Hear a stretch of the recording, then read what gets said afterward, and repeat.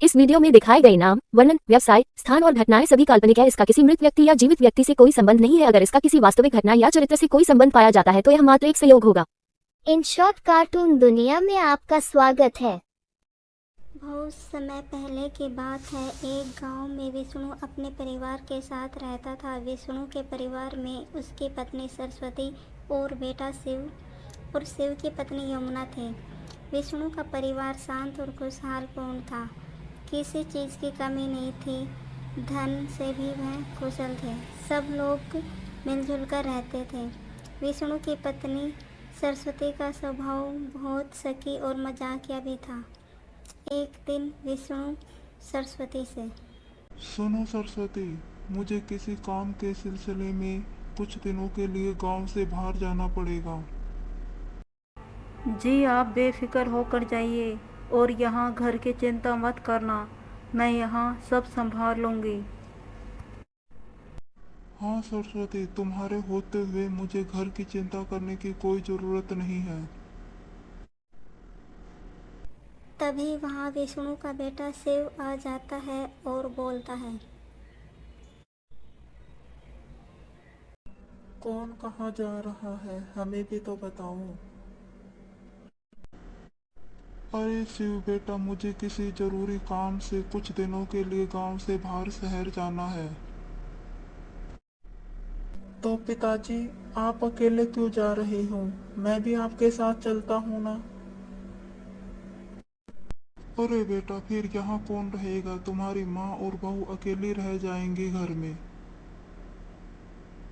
अरे आप दोनों बाप बेटे भी ना, आप शिव को साथ ले जाइए, आपको भी सहारा मिल जाएगा और काम भी जल्दी हो जाएगा। और यहाँ की चिंता क्यों करते हो आप, मैं हूँ ना, सब संभाल लूँगी। तो ठीक है बेटा, तुम्हारी माँ ने कह दिया तो तुम भी चलना मेरे साथ। तभी शिव और विष्णु वहाँ से चले जाते हैं और सरस्वती अपने आप से, इन दोनों बाप बेटे को तो बस घर की चिंता लगी रहती है, ऐसे नहीं कि काम पर ध्यान दें।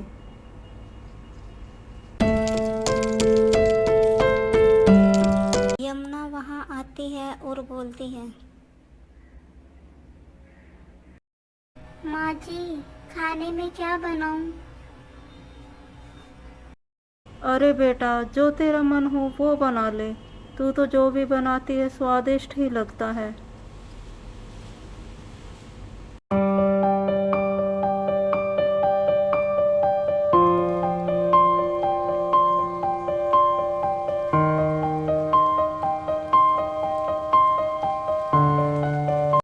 दूसरे दिन विष्णु का परिवार अपने घर के आंगन में, विष्णु और शिव शहर जा ही रहे होते हैं। इतने में एक आवाज आती है, भिक्षाम देहि, भिक्षाम देहि, भिक्षाम देहि। बहू, जा इस बाबा को कुछ दे आ। बहू बाबा के लिए कुछ लेने चली जाती है। मुझे तो ये बाबा कम और चोर उचक का ज्यादा लग रहा है। तुम भी न सरस्वती, कुछ भी बोलती हो। इतना सुनकर तीनों हंसने लगते हैं। चलो बेटा शिव, हमें भी चलना चाहिए वरना लेट हो जाएंगे। जी आप दोनों ध्यान से जाना और जल्दी घर वापस आना। ठीक है माँ, आप दोनों अपना ध्यान रखना, हम जल्दी वापस आएंगे।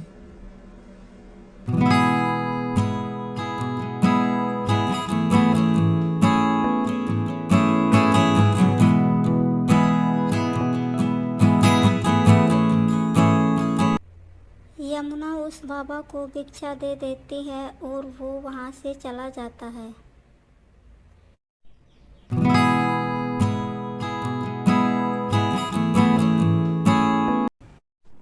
बेटा, इन बाबाओं से सावधान रहना चाहिए, तुम बहुत भोली हो इसलिए बोल रही हूँ। आजकल बाबाओं के भेष में चोर उचक्के भी आ जाते हैं। इनसे सावधान रहना चाहिए हमें। माँ जी, आप भी ना कुछ ज्यादा ही सोचती हैं। ये बेचारे तो बस भिक्षा लेने आते हैं और चले जाते हैं। तू कौन से अपने ससुर और पति से कम है? उनके जैसे तू भी मेरी मजाक उड़ा ले बस। दोनों जोर जोर से हंसने लग जाती हैं और अपने अपने काम में लग जाते हैं। तांत्रिक रास्ते में चलता हुआ अपने आप से बोलता है। वो औरत कितनी सुंदर थी, उसे तो मेरे साथ होना चाहिए, लेकिन कैसे? वो मेरे पास कैसे आएगी? मुझे उसे वश में करना पड़ेगा। मुझे उसके लिए मंत्री तेल का उपयोग करना होगा। हंसता है और चला जाता है।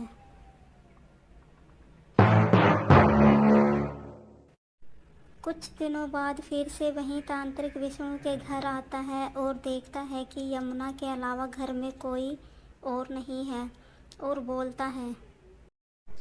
भिक्षाम देहि, भिक्षाम देहि। यमुना उसके लिए भिक्षा लाती है और उसे दे देती है।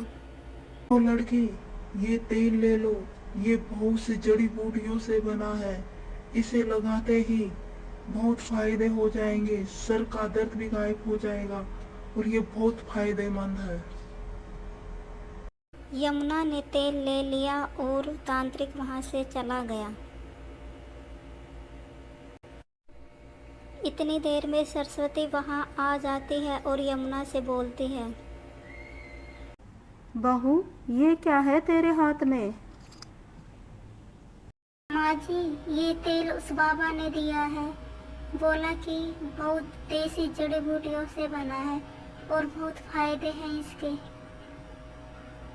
हे भगवान, क्या करूं मैं इसका? और तूने ले भी लिया ये तेल? मैंने कहा था तुझसे इनसे सावधान रहना, और ये मुझे दे तू। सरस्वती ने वो तेल लिया और एक पत्थर पर डाल दिया।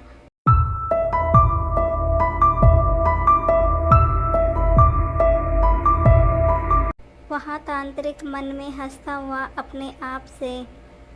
हा हा हा हा हा। अब वो औरत मेरे बस में होगी। जैसे ही वो ये तेल लगाएगी, उस मंत्र तेल से मेरे पास अपने आप आ जाएगी और उसे मैं यहाँ से कहीं दूर ले जाऊंगा। जब तक वो मेरे बस में रहेगी, उसे कुछ याद नहीं रहेगा। जैसे ही शाम होती है, वो तांत्रिक मंत्र बोलना शुरू करता है और वहाँ विष्णु के घर में वो पत्थर हवा में उड़ने लगता है। आवाज़ सुनकर सरस्वती और यमुना घर से बाहर आती है और ये सब देखकर डर जाती है। देखा बहू, मैंने कहा था, ये इंसान सही नहीं लग रहा था मुझे पहले से ही। हाँ हाँ माँ जी, आप सही थी। मुझे माफ़ कर देना माँ जी, मुझे बहुत डर लग रहा है। बेटा डर मत, देखते हैं क्या होता है। मैं इस पत्थर के पीछे जाती हूँ और तू गांव वालों को लेकर जल्दी जल्दी मेरे पीछे आ जाना, ठीक है? हाँ हाँ ठीक है माँ जी।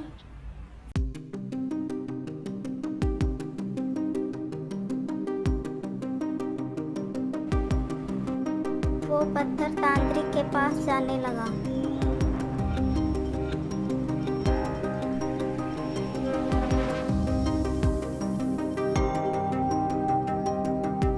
और तांत्रिक के पास आकर रुक गया।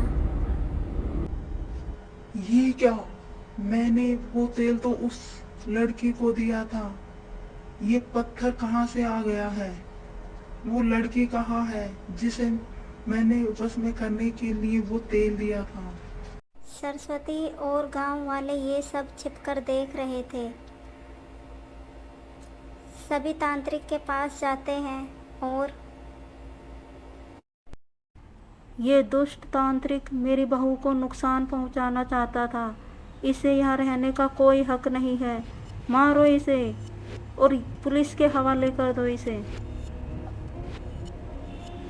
तभी सभी गांव वाले हाँ मारो इसे मारो और मारने लगते हैं।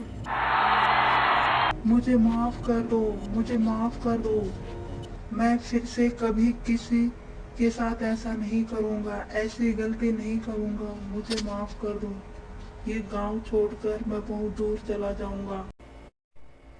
पुलिस तांत्रिक को पकड़कर ले जाती है और यमुना अपनी सास के पास आती है और बोलती है, जी आज आपने मुझे बचा लिया, वरना पता नहीं क्या होता मेरे साथ। आपका बहुत बहुत धन्यवाद। मैं क्या बोलूं, मुझे तो कुछ समझ ही नहीं आ रहा।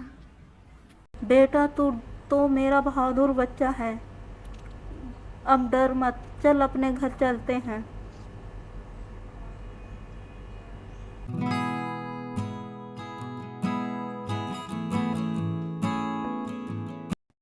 इस तरह सरस्वती ने दुष्ट तांत्रिक से अपनी बहू को बचाया। हम लोगों को भी ऐसे लोगों से दूर और सावधान रहना चाहिए। हमारी सावधानी हमें सुरक्षित रखती है। ऐसी ही मजेदार कहानी देखने के लिए इन शॉर्ट कार्टून दुनिया को शेयर एंड सब्सक्राइब करें। Thank you.